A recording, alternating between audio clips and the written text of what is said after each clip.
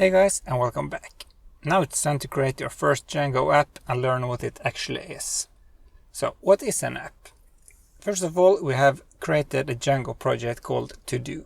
And a Django project usually exists of multiple apps. It's not necessarily easy to explain what a Django app is, so I will give you an example. The project we are going to build in this series will be a task manager. And it's not a very complicated project, so we'll probably just have one app called task and one category. And the task app will consist of a few files, and the same with the categories. We will have one file where we describe the database, what information we are going to store there, for example the title of the task, a description, if it's done or not, and this is called a model. There will also be one file called views, which will be the views, and this view will get information from the database and render it inside a template. I will go through each of these when I just created one. Let's say that we also had a user profile for the project. Then we would have one more app for this. It's not impossible to have everything inside one really big app, but it's not a very good practice because it will make a lot of mess in your code. That's why we want to split things up into smaller chunks. So to create the first app, we need to run one command. Be sure you are in the same folder as manage.py, as you can see here. And to create the Django app, we just say python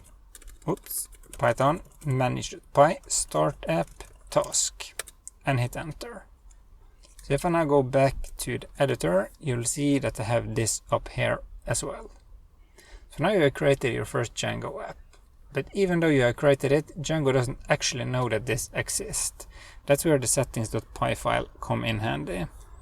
So if you go in here, you'll see that we have a block called installed apps.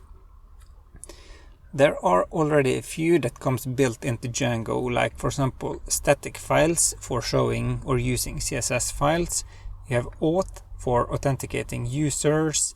Sessions is also for authentication. You have the admin interface, where you can see here. And at the bottom of the list here, we can say task. This just references this folder here called task. And since this also has this init.py, it's a module, so this is then the way we reference a folder. So let's go through each of these files in the folder that was created. You have the init.py, which is the same as down here, for making Python treat this as a module. Then we have the admin.py, which is currently empty. This is where we register database models with the built-in Django admin interface. We can also do some configurations to them, like adding search, filtering, and similar. We will come back to this later. apps.py is configurations for this app only.